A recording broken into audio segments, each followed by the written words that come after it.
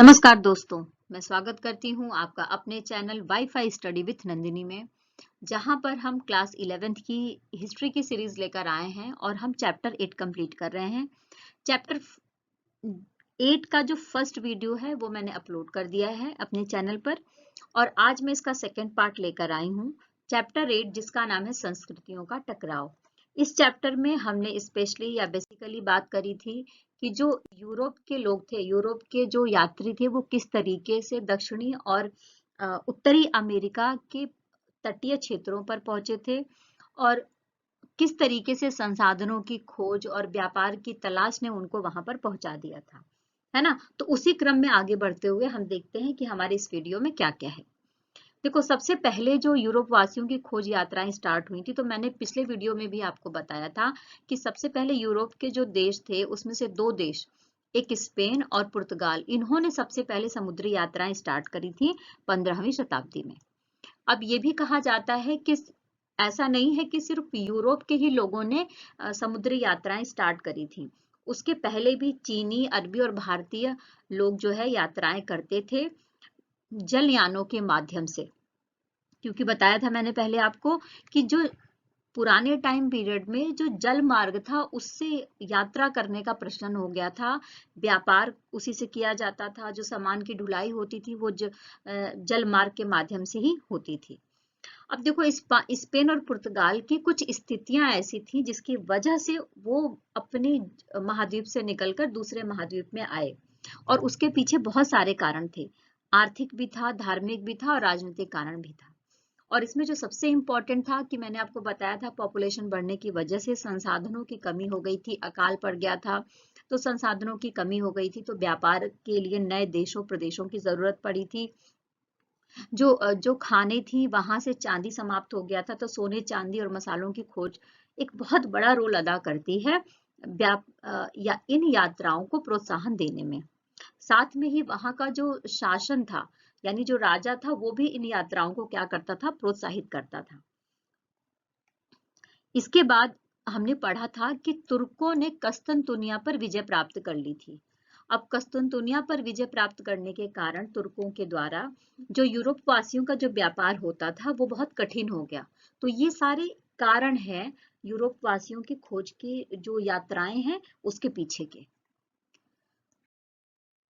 अब अच्छा, इसके अलावा और भी चीजें थी, इसके अलावा और भी चीजें थी कि जो ईसाई धर्म का प्रचार प्रसार स्टार्ट हो गया था, यानी लोगों को ईसाई बनाने की जो प्रक्रिया थी, है ना, लोगों को ईसाई बनाने की जो प्रक्रिया थी वो किस तरीके से आगे बढ़ाने का, जो ईसाई धर्म का जो एक मानसिकता थी कि पूरे पूरे विश्व में ईसाई धर्म को किस तरीके से प्रसारित किया जाए, उसको प्रचारित किया जाए, ये एक जो भावना थी इसने भी इन यात्राओं के लिए प्रेरित किया था। अब देखो, जो सबसे पहला एक एग्जाम्पल दिया गया है, एक उदाहरण के रूप में इतिहासकारों के सामने आता है, वो था पुर्तगाल का राजकुमार जिसका नाम था हेनरी। कौन था? पुर्तगाल का राजकुमार था जिसका नाम हेनरी था। और हेनरी कौन था? एक बहुत ही प्रसिद्ध नाविक था, यानी एक नेविगेटर था, है ना। इसने प्रोत्साहित किया, ये चाहता था कि जो यहाँ के लोग हैं, यानी पुर्तगाल के लोग हैं, वो अफ्रीका के, पश्चिमी अफ्रीका के तटीय यात्रा करें। यानी जो अफ्रीका महाद्वीप आप देखोगे तो अफ्रीका महाद्वीप का जो पश्चिमी वाला एरिया है, उसका जो तटीय हिस्सा है उसकी यात्रा करें। और इसी से प्रेरित होकर उसने 1415 में स्यूटा पर क्या कर दिया? आक्रमण कर दिया। और स्यूटा पर आक्रमण के साथ में ही पुर्तगालियों ने एक उपनिवेश की प्रक्रिया स्टार्ट कर दी थी और सबसे पहले उन्होंने अफ्रीका के बोजाडोर अंतरीप में अपना व्यापारिक केंद्र खोला। यानी पहले हमला किया, फिर उसको एक उपनिवेश बनाया और व्यापारिक केंद्र के रूप में अफ्रीका के बोजाडोर अंतरीप को चुना, है ना। और साथ में ही अब चूंकि उपनिवेश बना लिया, व्यापारिक केंद्र स्टार्ट कर लिया, तो यहीं से वो अफ्रीकियों को, यानी जो अफ्रीकी नागरिक थे उनको दास बनाने की प्रक्रिया है या गुलाम बनाने की प्रक्रिया है वो स्टार्ट हो जाती है। और बहुत बड़ी मात्रा में हम देखते हैं कि यहीं से दास प्रथा और गुलाम बनाने की प्रक्रिया स्टार्ट हो जाती है। इसके अलावा जो स्पेन के साथ, अभी हमने पुर्तगाल की बात करी, अब हम स्पेन के बारे में बात करेंगे। तो जो स्पेन का शासक था वो एक इकरारनामा कराता था। वो इकरारनामा क्या क्या होता था कि अगर स्पेन का कोई भी व्यक्ति या कोई सेना जाकर किसी क्षेत्र को अपने कब्जे में कर लेती है, अपनी प्रभुसत्ता स्थापित कर लेती है, तो उसको कुछ कुछ गिफ्ट दिया जाता था, है ना, उसको कुछ गिफ्ट दिया जाता था। और इस जो ये इकरारनामा किया जाता था, इस इकरारनामे का नाम था, उसको क्या नाम दिया गया था? कैपिटुलेसियोन। कैपिटुलेसियोन नाम दिया गया था। और जो शूरवीर थे, मतलब जो साम्राज्य स्थापित करते थे स्पेन का, उनको महासागरीय शूरवीर की उपाधि दी जाती थी, है ना, और उनको प्रोत्साहित किया जाता था कि वो किस तरीके से महासागरीय शूरवीर बन सकते हैं। तो ये बहुत बड़ा रोल था स्पेन का और पुर्तगाल का इन समुद्री यात्राओं को प्रोत्साहित करने के क्षेत्र में। देखो, आपकी बुक में कुछ शब्दावलियां दी गई हैं, है ना, तो हम बात करेंगे उन शब्दावलियों के ऊपर। एक शब्द आपकी बुक में दिया गया है जो है सृष्टि शास्त्र या कॉस्मोग्राफी। क्या दिया गया है? सृष्टि शास्त्र या कॉस्मोग्राफी। अब इसका मतलब क्या होता है? तो सृष्टि शास्त्र या कॉस्मोग्राफी का मतलब होता है कि विश्व का मानचित्र तैयार करने का एक विज्ञान था ये सृष्टि शास्त्र उस टाइम पीरियड में, है ना। इसमें भी स्वर्ग का और पृथ्वी का वर्णन किया गया है। स्वर्ग और पृथ्वी दोनों का वर्णन इस विज्ञान के माध्यम से किया गया था, लेकिन इसे भूगोल और खगोल से अलग शास्त्र माना गया था। यानी जो हम बोलते हैं ना कि ये भूगोल है, ये खगोल है, एस्ट्रोनॉमी है, ये इनके अलावा स्वर्ग और पृथ्वी का उल्लेख था, लेकिन भूगोल और खगोल को ये नहीं मानते थे। तो इसको कहा गया सृष्टि शास्त्र यानी कॉस्मोग्राफी। एक और शब्दावली दी गई है जिसका नाम है रिकॉन्ग की सटा, ठीक है, जिसको कहा गया है पुनर्विजय, है ना। अब देखो ये क्या शब्द था? इसमें यह था कि ईसाई राजाओं द्वारा आइबेरियन प्रायद्वीप पर प्राप्त की गई सैनिक विजय थी, जिसके द्वारा इन राजाओं ने 1492 में इस प्रायद्वीप को अरबों के कब्जे से छुड़ा लिया था। यानी जब जो ईसाई राजा थे उन्होंने आइबेरियन प्रायद्वीप पर अपना शासन स्थापित कर लिया और उनकी सेना वहां पर विजयी हो गई और उन्होंने अपने राजा का प्रतिनिधि वहां पर नियुक्त कर दिया, ठीक है ना। और साथ में ही अरबों को, जो अरबों की सत्ता थी, अरबों की जो शासन था, उससे छुड़ा लिया। तो इस प्रक्रिया को ही बोला गया पुनर्विजय या रिकॉन्क्विस्टा।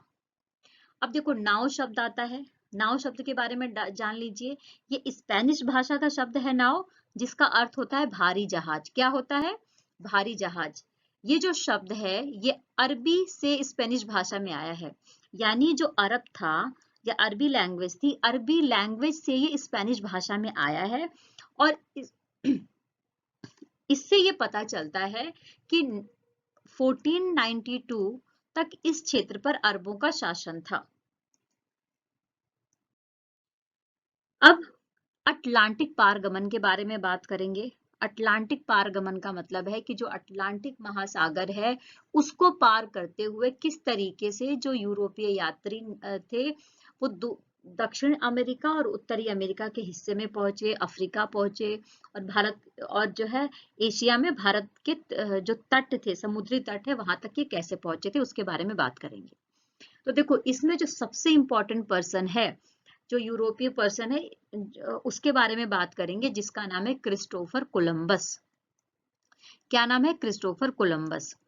ये ऐसा व्यक्ति था जिसने सेल्फ स्टडी करी थी, लेकिन इसको जो है एक साहसी काम करने में इसे बड़ा मजा आता था, ठीक है। दूसरी चीज, ये भविष्यवाणियों पर बहुत भरोसा करता था कि अगर एक भविष्यवाणी कर दी गई थी कि ये यात्राएं करेगा, तो वो इस चीज को सच में मानकर बैठा था कि ये इसीलिए पैदा हुआ है कि ये पश्चिम से पूरब की यात्रा करे। पश्चिम से पूरब की यात्रा करना इसके दिमाग में था और उसी को ये मानकर आगे बढ़ते हुए काम करता है। तो सबसे पहले ये कहा जाता है, सबसे पहले देखो, और इसके साथ में ही ये जिस बुक से बहुत ज्यादा प्रभावित था उस बुक का नाम यहाँ पर दिया गया है इमगो मुंडी। क्या नाम है इसका? इमगो मुंडी। और ये स्पेशली ये जो बुक थी वो खगोल शास्त्र और भूगोल की बुक थी। खगोल शास्त्र और भूगोल की बुक थी जिसका नाम था इमगो मुंडी। और ये किसकी रचना थी? तो कार्डिनल पिएयर डीएली की रचना थी। अब देखो इसमें इसके माध्यम से ये भूगोल को सोचता है, समझता है और फिर पूरी दुनिया का भ्रमण करने का सोचकर, पश्चिम से पूरब की तरफ यात्रा करने का सोचकर आगे बढ़ जाता है। अब जैसे जैसे हम क्रिस्टोफर कोलंबस के बारे में पढ़ते हैं तो हमें ये भी पता चलता है कि जब वो स्पेन गया, ठीक है ना, स्पेन के शासक से उसने जो है मदद मांगी, फिर उसने पुर्तगाल के शासक से मदद मांगी। तो इसी तरीके से मदद मांगते हुए वो आगे बढ़ते हुए अपनी यात्रा स्टार्ट करता है, जिसे नाम देता है समुद्री खोज यात्रा या अटलांटिक यात्रा। अब ये जो यात्रा है वो स्टार्ट करता है 3 अगस्त 1492 को। और कहाँ से स्टार्ट करता है? तो पालोस के पत्तन से स्टार्ट कर देता है जहाज के द्वारा।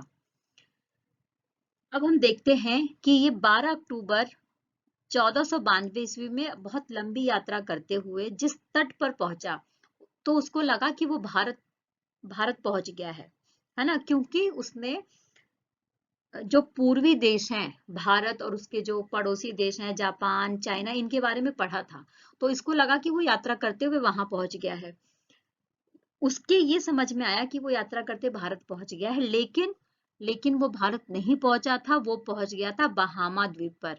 और आपको याद होगा कि मैंने जब मैप दिखाया था वर्ल्ड मैप का, और उसमें जब अमेरिका का मैप दिखा रही थी तो मैंने आपको दिखाया था कि बहामा द्वीप कहाँ पर है। उस बहामा द्वीप में कई सारे छोटे छोटे द्वीप थे और जो कैरेबियन सागर है उसके आसपास का एरिया था बहामा द्वीप, है ना। तो बहामा द्वीप समूह के गुआना हानी द्वीप पर पहुंचा था ये। और इसी इसी द्वीप समूह को कोलंबस ने बहामा नाम दे दिया था। और ये जो द्वीप जिस द्वीप पर पहुंचा था यानी गुआना हानी द्वीप पर जब ये पहुंचा तो इसने देखा कि जो छिछला समंदर है, ये जो द्वीप है पूरी तरीके से चारों तरफ से छिछले समंदर से घिरा हुआ है। अब छिछले समंदर को स्पेनिश भाषा में बाजा मार कहते हैं, जिसका अर्थ होता है घिरा हुआ। किस चीज से घिरा हुआ? पानी से घिरा हुआ। अब जब ये गुआना हानी द्वीप पर पहुंचता है तो इसके जो बेड़े बेड़े थे, इसके जो नाविक थे, इसका स्वागत कौन करता है? तो इसका स्वागत करते हैं अरावाक लोग, है ना। और अरावाक लोगों के बारे में हमने पहले ही पढ़ा था कि ये लोग जो थे स्वभाव से काफी शांति प्रिय थे। इन्होंने इनका बहुत साथ दिया, इनकी तरफ मित्रता का हाथ बढ़ाया, इनके पास जो भी खाने पीने का सामान था बांट कर इन्होंने यूरोप वासियों के साथ बांट कर खाया। और इनकी जो भी खोजें थी उसमें इनकी बहुत मदद की, यानी हर तरीके से जो भी इनसे मदद हो सकती थी वो सारी मदद इन्होंने करी है। और इसका जिक्र, इनकी तारीफ भी क्रिस्टोफर कोलंबस ने अपनी रचना में किया है। अब यहाँ पर हम देखते हैं कि जब कोलंबस ने गुआना हानी पहुंचाई है तो वहां पर इसने स्पेन का झंडा स्थापित कर दिया। क्योंकि स्पेन का झंडा इसलिए मैं कह रही हूँ क्योंकि इसको जो स्पेन का शासक था उसी ने अनुमति दी थी, उसी ने सारी सुविधाएं उपलब्ध कराई थी इसके लिए, यात्रा करने के लिए, ठीक है ना। तो इसके बाद वो कहाँ जाता है द्वीप का, और जो ये गुआना हानी जो द्वीप समूह था इसका इसने नाम दे दिया सैन सैल्वाडोर। सैन सैल्वाडोर के बारे में हम जानते हैं ना। आप वर्ल्ड मैप देखोगे तो वर्ल्ड मैप में जो दक्षिणी अमेरिका वाला हिस्सा है उसमें आपको सैन सैल्वाडोर दिख जाएगा। तो जो सैन सैल्वाडोर है वो पहले क्या कहलाता था? गुआना हानी, है ना। तो उसी का नाम किसने? कोलंबस ने गुआना हानी का ही नाम रख दिया था सैन सैल्वाडोर, और अपने आप को वाइस राय घोषित कर दिया था। अब वाइस राय का शाब्दिक अर्थ होता है राजा का प्रतिनिधि। क्या मतलब होता है? राजा का प्रतिनिधि। और यहाँ पर राजा कौन से देश का राजा? स्पेन का राजा, यानी स्पेन के राजा का प्रतिनिधि का शासन है यहाँ पर। अब आगे चलकर 3 और यात्राएं आयोजित की जाती हैं। अब देखो कौन कौन सी यात्राएं होती हैं। तो कोलंबस ने बहामा और बृहत्तर एंटिलिज द्वीपों का भी मैप हमने देखा था, कहाँ पर है वो। दक्षिणी अमेरिका की मुख्य भूमि पर जाता है वो, फिर उसके तटवर्ती इलाकों में अपना खोज काम करता है। अब यहाँ से जब हम देखते हैं, इसके दिमाग में था इंडिया, तो ये जैसे जैसे खोजता गया, जहां जहां जाता गया, तो इसको लगा कि ये इंडीज है ना। तो स्पेनी नाविकों ने इंडीज या भारत और उसके पूर्वी देश नहीं बल्कि एक नया पूरा महाद्वीप जिसका नाम था अमेरिका, उसकी खोज कर ली थी। यानी जो इसके दिमाग में था कि ये इंडीज या भारत या उसके आसपास की जगह की खोज कर रहा है, उसकी जगह पर ये किसी देश की खोज नहीं किया, इसने पूरा का पूरा महाद्वीप यानी अमेरिका की खोज कर ली है। इसीलिए हम पढ़ते हैं कि क्रिस्टोफर कोलंबस ने ही अमेरिका की खोज की थी 1492 ईस्वी में। अब इसके द्वारा जो खोजे गए महाद्वीप थे उसमें उत्तरी और दक्षिणी अमेरिका का जो नामकरण किया गया है वो कोलंबस के नाम पर नहीं किया गया है। स्पेशली हम देखते हैं कि जब भी किसी देश का नामकरण किया जाता है तो उस देश की खोज जिस व्यक्ति ने करी है उसके नाम पर किया जाता है, लेकिन यहाँ पर ऐसा नहीं होता है। जो अमेरिका का नाम है वो एक भूगोलवेत्ता थे, कहाँ के थे, इटली के थे, जिनका नाम था फ्लोरेंस, है ना। फ्लोरेंस इटली के एक हमने पढ़ा था कि फ्लोरेंस एक बहुत ही वृहद, बहुत ही कला के क्षेत्र में और शिक्षा के क्षेत्र में बहुत ही पॉपुलर एक नगर था, एक सिटी थी जिसका नाम था फ्लोरेंस, वो इटली का था। और यहाँ के एक भूगोलवेत्ता थे जिनका नाम था अमेरिगो वेस्पुस्सी। क्या नाम था? अमेरिगो वेस्पुस्सी। तो इन्होंने ये जो भूगोलवेत्ता थे इन्होंने अपनी जो रचनाएं थी उसमें अमेरिका को नई दुनिया नाम दिया था। क्या नाम दिया था? नई दुनिया नाम दिया था। तो इसी वजह से ये अमेरिगो वेस्पुस्सी के नाम पर ही ये जो पूरा कॉन्टिनेंट है, ये पूरा जो महाद्वीप है, इसका नाम अमेरिका पड़ गया था। वाइसराय का मतलब क्या होता है? देखो, राजा के स्थान पर यानी उसका जो स्थानापन्न या उसका जो प्रतिनिधि होता है उसको वाइसराय कहा जाता है। अमेरिका में स्पेन के साम्राज्य की स्थापना, यानी अब अमेरिका में किस तरीके से स्पेन का जो साम्राज्य है वो स्थापित हो जाता है उसके बारे में हम पढ़ रहे हैं। तो देखो, जो स्पेन था उसने अपना जो साम्राज्य विस्तार किया था वो दो तरीके से किया था, बारूद से और घोड़ों के माध्यम से। यानी उसके पास बारूद बहुत था और घोड़ों की संख्या थी, तो इन्हीं दोनों का प्रयोग करके वहां पर इन्होंने जो उसके मूल निवासी थे उनको सैन्य शक्ति का प्रयोग करके उन पर वो एरिया पूरा अपने कब्जे में ले लिया, है ना। और सोना प्राप्ति के लालच में स्पेनी लोगों ने अमेरिका में बस्तियां बसाकर स्थानीय लोगों पर अत्याचार किया। देखो, सोना प्राप्ति की उनकी लालसा थी, स्पेन वासियों की उनको सोना चाहिए था, है ना। तो ये जो लालच था उनका, उस लालच की तलाश में ये वहां के मूल निवासियों के बस्तियों में जाकर बसे। बसने का मतलब ये है कि उसके पीछे का रीजन था कि यहाँ पर सोने की खानें हैं, तो उनको था कि ये जो गांव वाले हैं वो जाकर सही से काम कर रहे हैं कि नहीं काम कर रहे, उनके ऊपर निगरानी रखना चाहते थे। इसीलिए उन्होंने अपनी बस्तियां उन्हीं जगहों पर बसाई जहां पर सोने की खानें थी या उसके आसपास के एरिया में बसाई। और इससे वो जबरदस्ती जो स्थानीय लोग थे उनको सोने की खानों में काम कराने के लिए भेजते थे और उनके ऊपर अत्याचार करते थे। साथ ही ये अपने साथ, ये कौन, मतलब स्पेन वासी या यूरोप के लोग अपने साथ चेचक जैसी महामारी को लेकर आए। तो चेचक जैसी महामारी से जो ये अ, अमेरिका के जो लोग थे या जो जो वहां के मूल निवासी थे, उन लोगों के अंदर वो इम्यूनिटी विकसित नहीं हुई थी कि वो चेचक से लड़ सके। तो ऐसी स्थिति में हम देखते हैं कि यूरोप वासियों द्वारा लाए गए इस बीमारी यानी चेचक की जो महामारी से बहुत बड़ी संख्या में स्थानीय लोगों की डेथ हो जाती है ना। और ये जो पूरा जो ये स्पेन के लोग थे या जो स्पेनिश लोग थे, इनके द्वारा जो लाई गई बीमारी चेचक है, जो महामारी चेचक है, उससे जब ये डेथ होती है बड़ी मात्रा में, तो इसको जो पर्टिकुलर जो अमेरिका के पर्टिकुलर लोग थे, जो मूल निवासी थे, इसको एक शब्दावली दी है, एक नाम दिया है, जिसको बोला है इन्होंने, क्या बोला है? अदृश्य गोलियां। क्या बोला है? अदृश्य गोलियां। अब देखो, आधी शताब्दी के भीतर ही स्पेन वासियों ने 40 डिग्री उत्तरी अक्षांश से 40 डिग्री दक्षिणी अक्षांश तक के क्षेत्र को खोज कर बिना किसी चुनौती के उस पर अपना अधिकार कर लिया।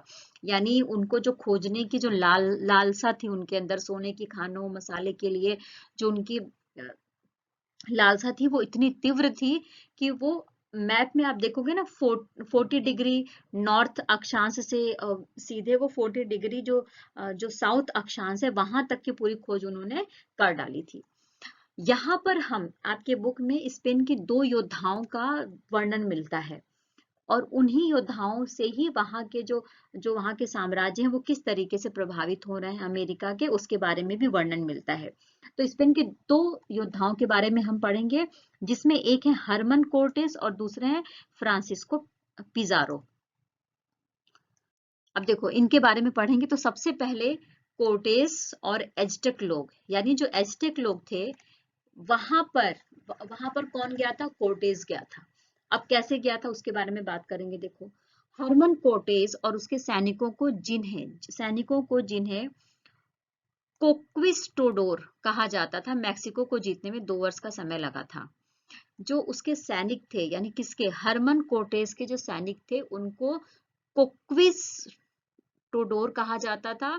और इन्होंने जो मैक्सिको वाला एरिया है, मैक्सिको वाले एरिया के बारे में हमने पढ़ा था कि यहाँ पर एस्टेक लोग रहते थे, है ना? तो ये पूरा मैक्सिको के एरिया को जीतने में इनको कितना टाइम पीरियड लगा है? कितना टाइम लगा है? 2 वर्ष का टाइम लगा है। हमने देखा कि 1519 में कार्टोस सबसे पहले क्यूबा से मैक्सिको आया था। पहले ये कहाँ था? क्यूबा में था, और क्यूबा से ये मैक्सिको में आया था। वहां पर इसने क्या किया? देखो एस्टेक लोगों में और वहां का एक और समुदाय था, मैक्सिको में एक और समुदाय था जिसका नाम था टोटोनैक, है ना? तो इन दोनों के बीच में शत्रुता चलती थी। तो इसका फायदा उठाकर जो कोर्टेस है उसने टोटोनैक से दोस्ती कर ली, है ना? तो इस दोस्ती की वजह से वो जो एज़्टेक समुदाय है उस पर काबू करने में उसको मदद मिली। और एज़्टेक शासक थे उस टाइम पर मोंटेजुमा। कौन थे? मोंटेजुमा। अब देखो स्पेनी सैनिकों ने, जो स्पेन से सैनिक आए थे, उन्होंने सबसे पहले कहाँ पर आक्रमण किया था? तो हमने पढ़ा था कि जो मैक्सिको है उसमें एक जगह थी ट्लैक्सक्लानो। तो सबसे पहले उन्होंने ट्लैक्सक्लानो पर आक्रमण किया। और जब ये ट्लैक्सक्लानो पर हमला कर रहे थे तो अ, वहां पर एक जनजाति ऐसी थी, यहाँ वहां पर एक ऐसा कबीला था जो बहुत ही क्या था? बहुत ही उग्र था, है ना? तो वहां पर खुखार लड़ाकू थे और जिन्होंने जबरदस्त प्रतिरोध करा था स्पेनिशियों का। लेकिन फिर भी स्पेन वाले उन खुखार लोग थे उनको भी हरा देते हैं। बारूद और जो अपनी घोड़ अश्व सेना थी या जो उनकी सैन्य क्षमता थी उससे हरा देते हैं और जीत जाते हैं। और जीतने के बाद में हम देखते हैं कि किस तरीके से इनका मैक्सिको के उस पर्टिकुलर एरिया पर भी अधिकार हो जाता है ना? अब जब ये टेनोक्टिटलान स्पेन से सबसे बड़े शहर सेविली से 2 गुना अधिक जनसंख्या वाला था, यानी कि जो ये सेविली हमने पढ़ा था शहर ना, उससे भी बड़ा था टेनोक्टिटलान। अब इसके बाद हम पढ़ रहे हैं कि एस्टेक शासक मोंटेजुमा ने कोर्टेस का हार्दिक स्वागत किया, किंतु कोर्टेस ने सम्राट को नजरबंद कर दिया और स्वयं उसके नाम से शासन चलाने लगा। हमने स्टार्टिंग में क्या पढ़ा था? हमने एक स्टोरी के रूप में ये पढ़ा कि जब हरमन कोर्टेस आता है तो उसको वहां पे 2 ग्रुप मिलते हैं मैक्सिको में। 2 ग्रुप में पहला था एस्टेक थे और दूसरे थे टाटानेक, है ना? तो वो जो टॉटानेक थे उससे मित्रता करता है और उसके पास जो एस्टेक का शासक है मोंटेजुमा उससे युद्ध करता है। और जब ये सारी प्रक्रियाएं हो रही हैं तो इसमें ये देखा जा रहा है कि किस तरीके से जो जो एस्टेक लोग हैं वो हारते हैं और जो एस्टेक शासक है मोंटेजुमा उसका कोर्टेस का स्वागत करता है। ठीक है, समर्पण भी करता है और साथ में स्वागत भी करता है, हार्दिक स्वागत करता है। लेकिन जो कार्टेस है वो बहुत चालाक है, उसको सिर्फ साम्राज्य स्थापित करना है तो वो जो मोंटेजुमा है उसको नजरबंद कर देता है और स्वयं वो वहां का राजा बन जाता है। और इस तरीके से उस एस्टेक लोगों पर या मैक्सिको के पूरे क्षेत्र पर जो स्पेनिश शासन है उसकी स्थापना हो जाती है हरमन कॉर्टेस के माध्यम से। अब अब हम बात करेंगे कि कॉर्टेस और एस्टेक लोग, है ना, इन्हीं को क्रम में अब देख रहे हैं कि और क्या क्या चीजें इसी क्रम में कौन कौन सी घटनाएं घटती जा रही हैं। तो देखो सबसे पहले कॉर्टेस को अपना सहायक एल्वारेडो को सब कुछ सौंपकर क्यूबा लौटना पड़ा। क्या हुआ? जो कॉर्टेस था उसका एक हेल्पर था जिसका नाम था एल्वारेडो, है ना? तो जब उसको क्यूबा जाना था तो अपना जितना भी शासन था वो सारा इसको यानी एल्वारेडो को सौंपकर वो क्यूबा चला जाता है।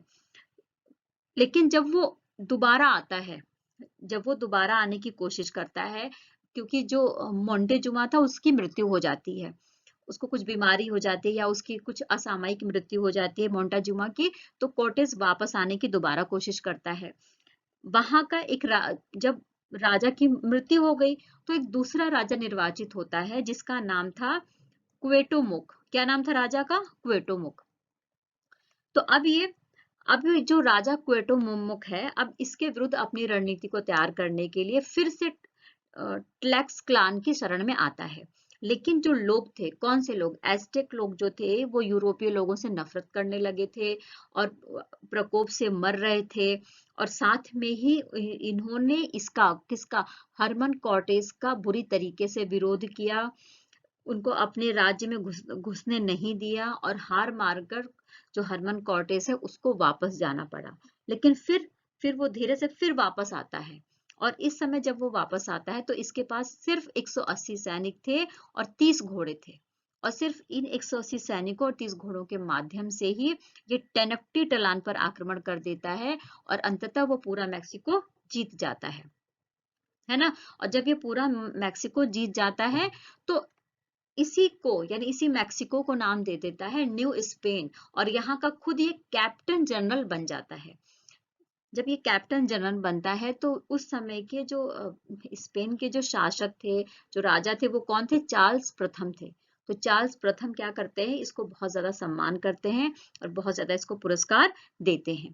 अब यहाँ पर हम देखेंगे कि देखो, जैसे ये मैक्सिको जीतता है तो मैक्सिको के बाद में जो और भी द्वीप थे उन पर भी ये अपना अधिकार कर लेता है, यानी और भी जो जो आसपास के क्षेत्र थे उन पर भी अधिकार करते जाता है। उन क्षेत्रों में ग्वाटेमाला, निकारागुआ और होंडुरास प्रमुख हैं। अब यहाँ पर डोना मैरीना की एक स्टोरी दी गई है। उन्होंने एक बात कही है जिसके विषय में यहाँ पर दिया गया है, देखो। और ये जो कुछ भी बात है ये सारी आपके एनसीईआरटी की बुक से ली गई है। अब इसमें एक है बर्नार्ड डियाज डेल कैस्टिलो। उनकी बुक का नाम है टू हिस्ट्री ऑफ मैक्सिको, यानी जो हिस्ट्री की, मैक्सिको की हिस्ट्री के बारे में जो बताती है। अब इसमें ये कुछ बात कह रहे हैं, वो क्या कह रहे हैं कि देखो, यहाँ पर 3 भाषाओं में प्रवीण थी। कौन? डोना मैरीना। 3 भाषाओं में वो प्रवीण थी और उसने कॉर्टेस के लिए द्विभाषीय रूप में बहुत निर्णायक भूमिका अदा करी थी। वह हमारी जीती जीती जोतों की जोरदार शुरुआत थी, जीतों की जोरदार शुरुआत थी। और डोना मेरुना की सहायता से बिना न्यू स्पेन और मैक्सिको की भाषा नहीं समझ सकते थे। मतलब कि जो डोना मैरीना थी वो एक ऐसी व्यक्ति थी जिसको दोनों भाषाएं या तीनों भाषाएं आती थी, यानी उसको स्पेनी भी आती थी, वो मैक्सिको के जो लोग थे उनकी भी भाषा जानती थी, वो पुर्तगालियों की भी भाषा समझ लेती थी। तो वो एक तरीके से भाषा का आदान प्रदान करने का काम करती थी, है ना। तो इस कुछ लोग इसको राजकुमारी कहते हैं, लेकिन जो मैक्सिकन लोग हैं, जो वहां के मूल निवासी हैं, उसको कहते थे मालिंच। क्या कहते थे? मालिंच। और मालिंच का मतलब होता है वो व्यक्ति जो हूबहू किसी की भाषा, किसी की भाव भंगिमा और किसी की वेशभूषा का नकल कर लेता है, उसके अंदर वो आर्ट होती है, उसको बोलते हैं मालिंच। जो मैक्सिको के लोग थे उनका मानना था। अब यहाँ पर देख रहे हैं आप, ये जो डायग्राम दिया गया है, ये भी डायग्राम आपकी एनसीईआरटी के बुक से लिया गया है। और ये जो डायग्राम दिया गया है इसमें बताया जा रहा है कि किस तरीके से जब ये यूरोपवासी आते हैं तो ये जो ये आवाक लोग थे, है ना, जो शांति प्रिय समुदाय था, जन समुदाय था, वो किस तरीके से इन यूरोप वासियों का स्वागत करता है खुले दिल से। और साथ में ही टेनोक्टिटलान का एक यूरोपीय रेखांकन 16वीं सदी का दिख रहा है कि केंद्र में मंदिर भी है और भव्य सीढ़ियां भी बनी हैं। और ये अब क्या है, मेक्सिको शहर का एक खंडहर बनकर रह गया है। अब हम बात करेंगे पिजारो के बारे में, ठीक है ना। हमने 2 शासकों के बारे में बात किया था स्पेन के, तो पहले के बारे में हमने पढ़ लिया जिसने मैक्सिको पर अपना कब्जा किया, एस्टेक समुदाय पर अपना कब्जा किया। अब हम बात करेंगे पिजारो के बारे में जिसने इंका लोगों पर शासन किया था। देखो, पिजारो निर्धन भी था, गरीब भी था और निरक्षर भी था, यानी वो पढ़ा लिखा भी नहीं था। जब वो सेना में भर्ती हुआ था 1502 ईस्वी में, तो भर्ती होकर कैरेबियन द्वीप समूह में आया था, यानी सेना में भर्ती हुआ था और कैरेबियन द्वीप समूह में आया था।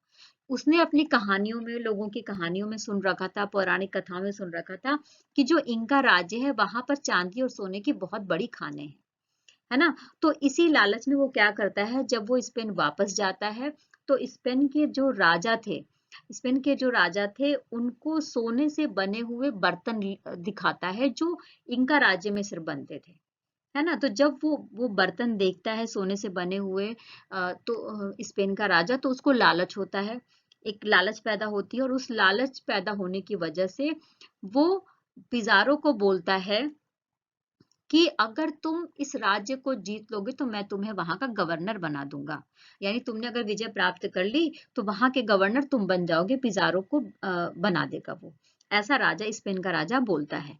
तो अब इस लालच में जो पिज़ारो है वो वापस आता है, और वापस आकर उसने स्पेन के राजा को, इनका राज्य के, हाँ हाँ, वापस आता है। और जब वो वापस आता है तो वापस आने के बाद ही वो एक रणनीति तैयार करता है कि किस तरीके से इनका लोगों को स्पेन के साम्राज्य में मिला लिया जाए और वो गवर्नर बन जाए उस हिस्से का। 1532 ईस्वी में अताहू आल्पा ने एक गृह युद्ध के बाद इंका साम्राज्य पर का नियंत्रण अपने हाथों में ले लिया। एक गृह युद्ध होता है, गृह युद्ध का मतलब होता है कि जब किसी क्षेत्र में उस पर्टिकुलर जगह पर रहने वाले लोग ही आपस में लड़ाई झगड़ा कर लें या किसी बात को लेकर वो अस्त्र शस्त्र उठा लें तो उसे गृह युद्ध बोला जाता है। तो 1532 में क्या हुआ, तो अताहू आल्पा ने गृह युद्ध के बाद इंका साम्राज्य पर का नियंत्रण अपने हाथों में ले लिया था, मतलब वो वहां का राजा बन गया था। अब देखो, हाँ, जब अब क्या होता है कि जब पिज़ारो आता है तो वो जो वहां का राजा होता है अताहू आल्पा, उसको बंदी बना लेता है। तो जब वो बंदी बना लेता है तो ऐसी स्थिति में वो जो अताहू आल्पा है वो ऑफर करता है कि मैं तुम्हें एक कमरा सोना दूंगा फिरौती के रूप में, और इस एक कमरे भर सोने की फिरौती को ले लो और मुझे आजाद कर दो। तो पिज़ारो ने क्या किया, सोना भी ले लिया और जो अपना वचन दिया था कि हाँ मैं तुम्हें छोड़ दूंगा, मुक्त कर दूंगा, वो भी नहीं निभाया और जाके राजा की हत्या कर दी। तो इस तरीके से 1534 ईस्वी में इनका साम्राज्य में विद्रोह भड़क उठा और 2 वर्ष तक चलता रहा। जब राजा को मार दिया जाता है और जबरदस्ती जो वहां का की राजनीतिक व्यवस्था है उसको हथिया लिया जाता है, तो ऐसी स्थिति में जनता विद्रोह कर देती है और 2 वर्ष तक ये सारा सब कुछ चल रहा है। हजारों लोग युद्ध और महामारियों में मारे जा रहे थे, और ये सब कुछ घटनाएं होते होते 2 साल बाद हम देखते हैं कि पिज़ारो का इंका साम्राज्य पर आधिपत्य स्थापित हो जाता है ना। अब अगले 5 वर्षों में, मतलब अब जो ये इंका लोग है यानी इंका साम्राज्य है, यहाँ पर यूरोप वासियों का या स्पेनिशियों का अधिकार हो गया। अब आगे हम देखते हैं कि किस तरीके से 5 वर्ष बाद स्पेनियों ने पोटोसी, वर्तमान बोलीविया में जो है, कि खानों में चांदी की विशाल भंडारों का पता लगाया था। मतलब इसके बाद भी इनकी खोज चलती रही है, और इस खोज के चलते रहने में ही बोलीविया के चांदी के विशाल भंडारों का पता लग गया था। और ये इन खानों पर काम कराने के लिए अफ्रीका से बहुत सारे गुलाम खरीदते थे या उनकी खरीद फरोख्त करते रहते थे। अब इसके बाद हम बात करेंगे कैब्राल और ब्राजील के बारे में।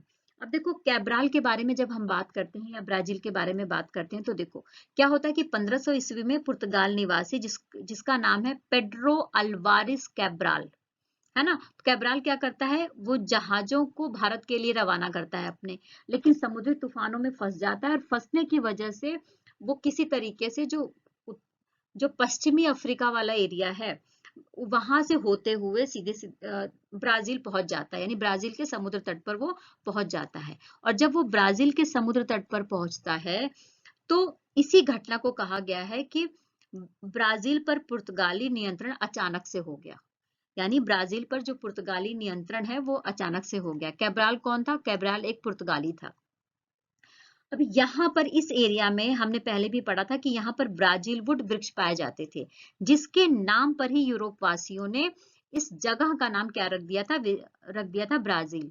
अब यहाँ पर हमने पढ़ा था, पहले भी हम पढ़ चुके हैं कि जब हम ब्राजील के बारे में पढ़ रहे थे तो हमने पढ़ा था कि यहाँ पर बहुत घने वृक्ष पाए जाते थे। तो इस वजह से जो यहाँ की अर्थव्यवस्था थी वो टोटली जंगलों और पेड़ पौधों से मिलने वाली जो चीजें थी उन पर आधारित थी, क्योंकि खेती नहीं हो सकती थी। और अगर पेड़ों को काटना है तो उसके लिए कुल्हाड़ी चाहिए होती थी। तो इनको लालच था कि कोई आए और उनको लोहे, चाकू, छुरियों, आरियों को दे दे, और ये जो चीजें थी इनको बड़ी अच्छी लगती थी, अद्भुत लगती थी, और इसके बदले में वो बहुमूल्य चीजें देते थे, या जो लकड़ी दे देते थे, या फिर जो भी जंगल से मिला हुआ सामान, जानवर, कुछ भी इनके पास होता था उसके बदले में देकर आदान प्रदान करके व्यापार करते थे। इनकी जो इमारती लकड़ी थी वो बहुत ज्यादा फेमस थी व्यापार के लिए और बाकी चीजों के लिए बहुत फेमस थी, और इसी इमारती लकड़ी के चलते पुर्तगाल और फ्रांस के व्यापारियों में बहुत लंबा युद्ध चला है। पुर्तगाल और फ्रांस के जो व्यापारी हैं वो काफी लंबे समय तक युद्ध करते रहे हैं इमारती लकड़ी को पाने के लिए, है ना। अब देखते हैं हम कि 1540 ईस्वी में पुर्तगाली क्या करते हैं, बड़े बड़े बागान बनाते हैं और गन्ना उगाना शुरू कर देते हैं। और गन्ना उगाने के बाद में इनको चीनी बनाने की प्रक्रिया आ जाती है, उसके लिए मिल लगवाते हैं, और यहाँ से जो चीनी बनती थी उसको यूरोप के बाजार थे वहां पर ले जाकर ये बेच रहे हैं, है ना। और ब्राजील में सरकार की स्थापना कर देते हैं, पुर्तगाली राज्य सरकार की स्थापना कर देते हैं 1549 में, और यहाँ की राजधानी सैल्वाडोर, या जिसका नाम है बहिया, सैल्वाडोर या बहिया को बना देते हैं। अब देखो विजय, उपनिवेश और दास व्यापार। अमेरिका में खोज के यूरोपवासियों के दीर्घकालीन परिणाम निकले। हाँ, सीधी सी बात है। किस तरीके से सोने चांदी की जो खोज थी उसने जो अंतरराष्ट्रीय व्यापार और औद्योगिकरण पर जोरदार असर किया, पूरे विश्व के व्यापार को प्रभावित किया। उस समय का जो पॉलिटिकल और आर्थिक जो पूरा माहौल क्रिएट हुआ था उसमें इन खोजों का बहुत बड़ा रोल रहा है, जिसमें स्पेन और पुर्तगाल प्रमुखता से थे। और स्पेन और पुर्तगाल की जो प्रारंभ की गई यात्राएं थी उसका लाभ इनसे ज्यादा जो दूसरे यूरोपीय देश थे उन्होंने उठाया। इन्होंने खोज करी और अधिकतर लाभ जो उठाया गया इंग्लैंड, फ्रांस, बेल्जियम और हॉलैंड के द्वारा उठाया गया। इसी क्रम में हम देखते हैं कि कैसे इंग्लैंड द्वारा पूरे विश्व पर उपनिवेश का जो एक शासन था वो क्रिएट कर लिया जाता है, उपनिवेश पूरे विश्व को बना दिया जाता है। इसी क्रम में हम जब आगे पढ़ेंगे तो हमें ये चीजें धीरे धीरे पता चलती जाएंगी। अब साथ ही जिन चीजों के बारे में यूरोपवासियों को पता चला, यानी नई चीजें थी उनके लिए, उसमें था तंबाकू, आलू, गन्ने की चीनी, ककाओ, लाल मिर्च, रबड़, है ना। इन सब चीजों से यूरोपवासी पहले परिचित नहीं थे, लेकिन अब वो परिचित हो गए थे।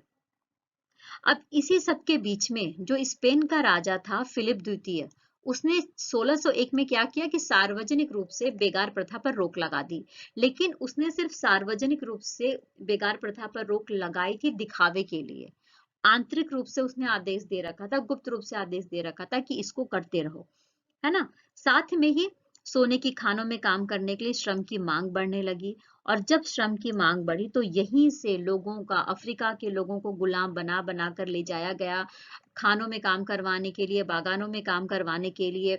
इवन अमेरिका यहाँ से गुलाम बनाकर अमेरिका के महाद्वीप पर ले जाते थे, उत्तरी अमेरिका, दक्षिणी अमेरिका तक लेके गए हैं खानों में काम कराने के लिए। एग्जाम्पल के तौर पे आपके बुक में लिखा भी है कि ब्राजील में 36 लाख से अधिक अफ्रीकी गुलामों का आयात किया गया था। कितने? 36 लाख से अधिक अफ्रीकी गुलामों का आयात किया गया था ब्राजील में। तो इससे हमें पता चलता है कि किस तरीके से जो दास व्यापार की प्रथा थी वो बिल्कुल स्टार्ट हो चुकी थी और पूरे यूरोप में, अफ्रीका में और अमेरिका में फैल चुकी थी।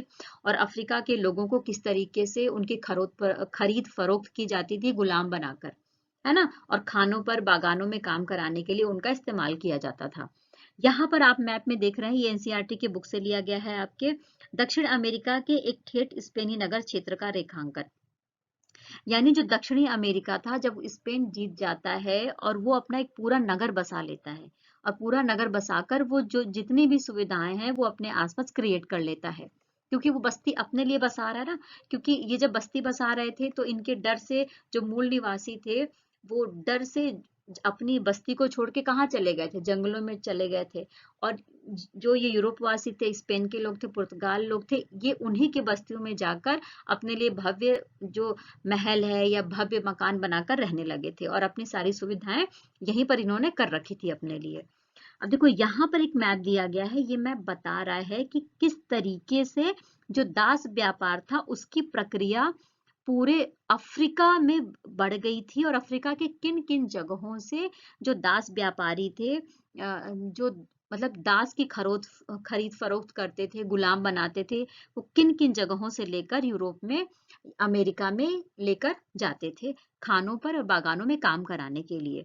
तो ये सारी जगहें आपके जो मैप है इसमें दिया गया है। देखो काहिरा भी है, अफ्रीका के कांगो है, अंगोला है, इबोलैंड है, अल्मीरा है, गोरो है। मतलब देखिए कोई ऐसी जगह बची नहीं है जहां से दास जो प्रथा थी या दासों का जो व्यापार था वो स्टार्ट न किया गया हो, वो प्रारंभ न किया गया हो।